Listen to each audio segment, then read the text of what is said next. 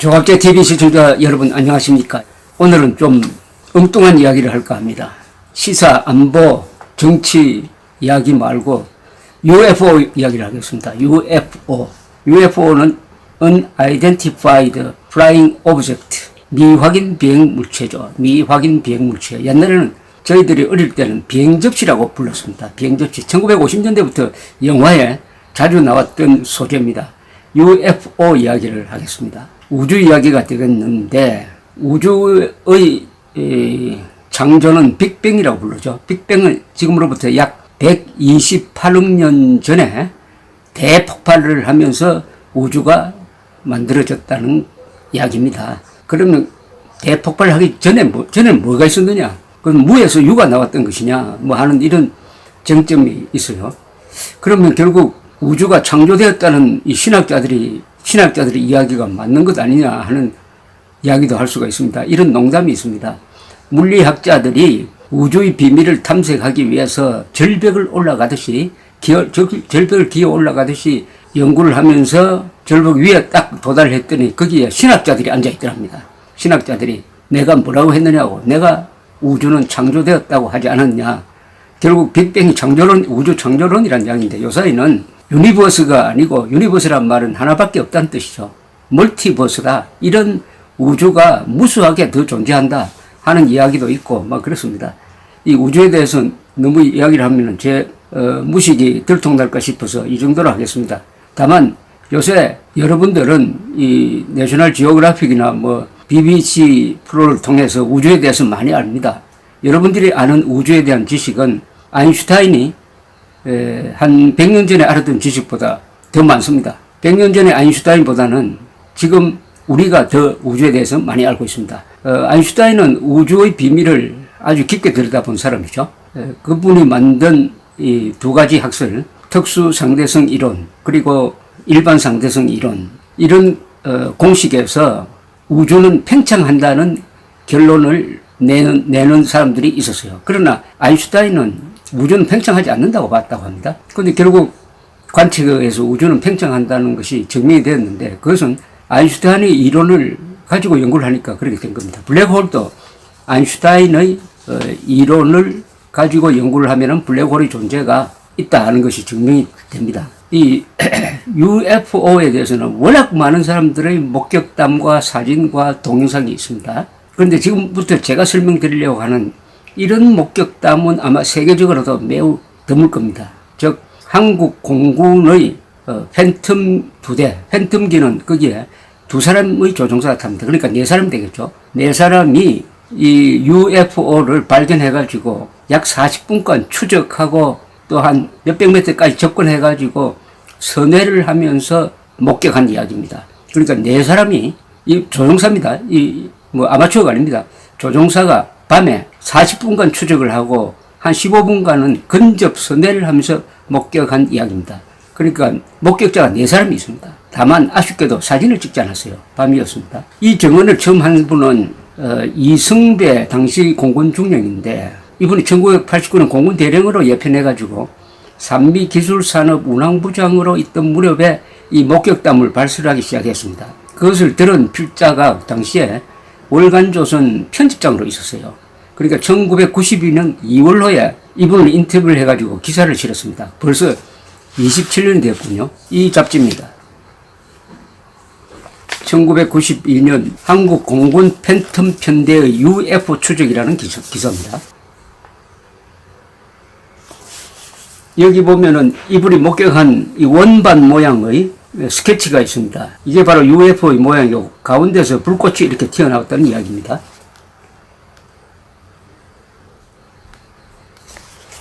이 이승배 중령은 공군 13기 조종사인데 총 비행시간이 3,500시간이나 됩니다. 그리고 최정예 비행기였던, 전투기였던 F4가 팬텀입니다. 1,800시간이나 몰았던 분입니다. 임병선 예벽 공군 소장이고 당시는 대령이었습니다. 이분은 그게 1980년 3월 31일이라고 했습니다. 1980년 3월 31일. 왜 그렇게 확실히 아느냐 하니까 그 직후에 자신의 보직이 변경된 것하고 연결이 되면은 1980년 3월 31일이었다. 라고 이렇게 날짜를 기억해서 일단 1980년 3월 31일로 일단 통일을 해서 설명을 드리겠습니다. 우선 이승배 중령의 이 증언입니다. 그때 팀 스피릿 훈련을 하고 있었다고 합니다. 야간에 동해 쪽에서 훈련을 하고 나서 이제 부대로 돌아가는 길이었다고 합니다. 부대는 대구였습니다. 대구에 있는 비행기지로 돌아가고 있었습니다. 그런데 당시 야간 비행이기 때문에 이 F4 팬텀은 야간도 비행할 수 있도록 기수에 탐지 거리가 한 100km 되는 기상 레이더가 있습니다. 그 레이더의 도움을 받으면서 돌아가고 있는데 1월산이라고 경상북도 영양군에 있는 1219m 산이 있습니다. 그 상공에서 남쪽으로 팔공선 쪽으로 보니까 약 15,000피트 상공에 15,000피트 4,500m입니다. 비행 고도로 자신들이 날고 있는데 그 앞에 유난히 밝게 빛나는 비행 물체를 발견했다고 했습니다. 이승배 씨가 월간조선에 증언한 내용은 이렇습니다. 그 별은 밝기도 밝았지만은 크기 또한 커서 근처에 무수히 떠 있는 다른 별과는 뚜렷이 구별되었습니다.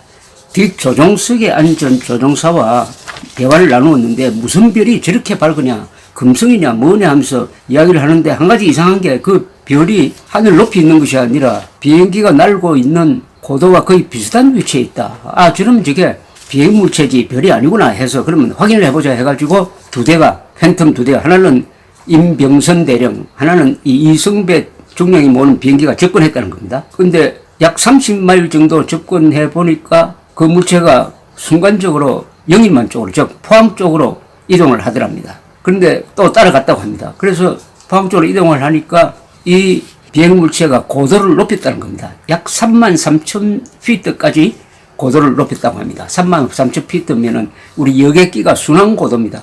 상공 10km입니다. 꽤 높은 고도입니다. 자, 그런데 이승배 씨는 일단 별이 아니라는 것은 확실해졌고 혹시 비행기가 아닐까 하는 생각이 들었다고 합니다. 해리어라고 하는 이 수직 이착륙 비행기가 있습니다. 그게 수직 상승이 가능했기 때문에 저 비행물체처럼 수직으로 올라갈 수 있지 않을까 생각을 해서 추적을 했는데 33,000피트에서 이 괴 비행물체가 UFO라고 부르겠습니다. 이 UFO가 정지 상태에 있었다는 겁니다. 정지하고 있었다는 겁니다. 정지. 근데 헬리콥터는 저고도에서 잠시 정지할 수 있지만 33,000피트에서 비행기가 정지한다는 것은 당시나 지금이나 그런 기술은 없습니다. 33,000피트에서 정지하고 있다. 아, 이건 참 비행기도 아니다. 별도 아니다. 그건 뭐냐? 이렇게 된 거죠. 그래서 레이더에 잡히는지 한번 알아봤다고 합니다. 우선 이승배 중령이 모는 팬텀에 싣고 있는 레이더에 잡히느냐고 물었더니 레이더를 보는 조종사 뒷자리에 앉아 있습니다. 뒷자리에서 안 잡힌다고 그랬어요. 그러면은 지상 레이더 기지에 물어보라고 했더니 지상 레이더 기지에서도 아무것도 잡히지 않는다. 이런 이야기였다고 합니다. 그렇다면 이게 뭐냐? 레이더에 잡히지 않는다는 것은 금속이 아니라는 뜻이고 또는 금속이라고 할 경우에는 스텔스 기능을 가지고 있다는 것인데 아직 1980년에는 스텔스 기능이 전투기에 도입되기 전이었습니다. 그런데 접근하는 데 있어서 무슨 팬텀이나 조종사의 몸이나 여기에 이상이 생긴 것은 아니었다는 겁니다. 이승배 중령은 시속 720km의 속도로 괴 비행물체에 약 300m까지 접근했다고 합니다. 300m. 밤이니까 더 가까이 접근하면 충돌할 위험도 있을 거니까 300m까지 접근해가지고 그 비행물체의 위로 올라갔다는 겁니다. 비행물체가 있는 그 위에서 내려다보았다는 것이죠. 그리고 임병선 대령이 모는 팬텀은 바로 그 괴 비행물체와 같은 고도에서 선회를 하면서 그러니까 두 비행기, 하는 비행기는 괴 비행물체의 위에서 다른 비행기는 같은 고도에서 선회를 하면서 관찰을 했습니다. 자, 관찰했을 때의 이 모습입니다. 이게 제일 중요하죠. UFO의 모습이 어땠냐. 네 사람입니다, 지금. 조종사 네 사람, 비행기 두 대. 이승배 중령은 그 비행물체는 큰 여객기 정도였고 타원형이었다. 이렇게 이야기했습니다. 근데 임병선 대령은 여객기 정도인데 큰 여객기는 아니었다. 이렇게 이야기를 하고 있습니다. 이승배 씨는 이렇게 이야기합니다. 그 비행물체의 표면은 오색 찬란한 불빛으로 가득했습니다. 그렇게 아름다울 수가 없더군요. 눈이 부실 정도였습니다. 윗면이 밋밋한 상태였습니다. 그리고 물체의 중심부에서는 황금빛의 섬광이 솟아나고 있는 것이었습니다. 마치 용광로에서 쇠가 녹아 끓고 있는 것 같은 모습이었습니다. 그걸 보는 순간 혹시 이 물체가 바로 UFO구나 하는 생각을 하면서 등골이 오싹해졌습니다. 임병선 대령은 당시 대령이고 뒤에 공군소장으로 예편한 분인데 이렇게 기억했습니다. 납작한 모양인데 테두리에는 위치 경고등 같은 것이 이렇게 세워져 있었다. 섬광이 상하로 뿜어져 나오는데 용접대처럼 새파란 불꽃이 있었다. 이승배 중령의 이야기와 거의 대동소이합니다. 이승배 중령의 증언은 이렇게 이어집니다. 그런데 우리가 적번한 것을 이 괴 비행 물체가 알고 있다는 느낌이 들었습니다. 처음에는 1월산과 대구의 중간 지점 정도의 위치에 있었는데 저희가 가까이 다가가자 휙 하고 영일만 쪽으로 이동을 했습니다. 그쪽으로 가서 저희 편대가 그 물체의 정체를 확인하기 위해 2회 정도 선회했을 때 다시 빠른 속도로 움직이더니 동해상공으로 사라져 버리더군요. 임병선 대령의 기억은 이렇습니다. 똑같은 물체를 본 사람인데 기억이 조금 다릅니다. 그러나 큰 줄거리는 같아요. 임병선 대령은 이렇습니다. 200m 정도까지 접근하여 상하에서 선회 관찰을 하다가 보니 비행기 연료가 바닥이 나고 있었습니다. 15분 정도 근접 관찰을 한 셈입니다. 경고 사격을 할까도 생각했는데 뒷자리에 앉은 부하 조종사가 그렇게 하면 위험해질 수 있다고 해서 반대했습니다. 사진 촬영 장비가 없었던 게 아쉽습니다. 기지로 돌아가면서 100m로 보니까 그 괴 비행 물체는 동해 쪽으로 날아가더군요. 그렇게 빠른 속도는 아니고 시속 300노트 정도였습니다. 기지에 돌아와서 상부에도 보고를 하고 미 공군에도 보고를 하였습니다. 우리가 목격한 것은 기상현상이든지 착각이든지 비밀리에 개발 중인 무슨 비행기에 속하는 그런 것은 아니라고 생각합니다. 4명의 조종사가 약 40분간 보았으니까요. 33,000피트에서 비행물체가 정지할 수는 없습니다. 지금도 그런 비행기는 없습니다. 이렇게 이야기했습니다. 다시 이승배 중령의 증언입니다. F4 전투기 한 대에 2명씩 타고 있었으니까 모두 4명의 조종사가 함께 그 괴상한 비행물체를 목격한 것이었습니다. 부대로 돌아와 비행 후 갖게 되는 브리핑에서 이 물체를 UFO로 단정하고 부대 정보장교에게 그런 내용의 보고서를 올렸습니다. 그런데 이 소문이 부대 내에서 퍼져나가자 여기저기서 자기도 그런 비행물체를 목격했던 사람들이 나타나기 시작했습니다. 우리가 보기 며칠 전부터 유난히 크고 빛이 강하고 낮은 고도에 위치해 있는 별을 보았다는 조종사들이 늘어났습니다. 그들의 이야기를 들어보니까 그 비행물체의 크기나 모양이 우리가 보았던 것과 일치했습니다. 당시 월간조선 기사에는 이런 내용이 붙어 있네요. 그리고 1년 후 이승배 중령은 우연히 또 다른 목격자를 만나게 되었다. 부대 내 사무실에서 동료와 마주 앉아 1년 전에 본 UFO에 대해 이야기를 했더니 그 동료도 1년 전에 괴상한 물체를 보았다고 하는 것이었다. 그 이야기는 이러했다. 야간 근무를 마친 후 집에 들어가 잠을 푹 잔 오후 1시인가 2시인가 해서 집에서 나왔다. 그런데 인가가 별로 없는 부대 주위 상공 낮은 위치에 타원형의 물체가 떠 있는 것을 발견했다. 참 이상한 것이구나 생각하며 좀 자세히 관찰하려는 순간 그 괴의 물체는 휙 하고 무척 빠른 속도로 사라져 버렸다. 이승배 중령은 자기는 그전까지는 UFO라는 것을 믿지도 않았다고 합니다. 그런데 본 다음에는 UFO의 존재를 믿게 되었다. 이렇게 설명을 했습니다. 월간조선은 그 한 달 뒤에 월간조선 그러니까 92년 3월로 해서 이승배 씨하고 천문학자를 불러서 모셔가지고 같이 토론을 한번 해봤습니다. UFO를 주제로. 그러니까 천문학자는 UFO는 헛것이다. 기상현상이다. 절대로 외계에서 올 수가 없다.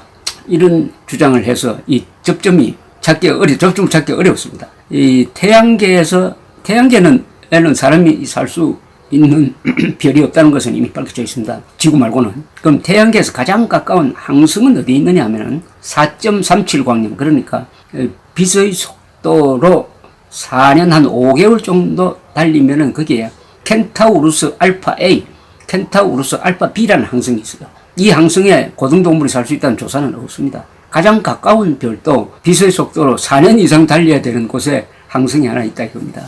그럼 외계에서 이런 UFO가 온다면은 뭐 상상할 수 없는 거리에서 와야 된다는 이야기죠. 그러니까 지금까지 알려진 우주에 대한 지식으로는 외계로부터 오는 비행물체의 존재를 설명하기가 어렵습니다. 빛의 속도보다 더 빠른 것은 우주에 존재하지 않습니다.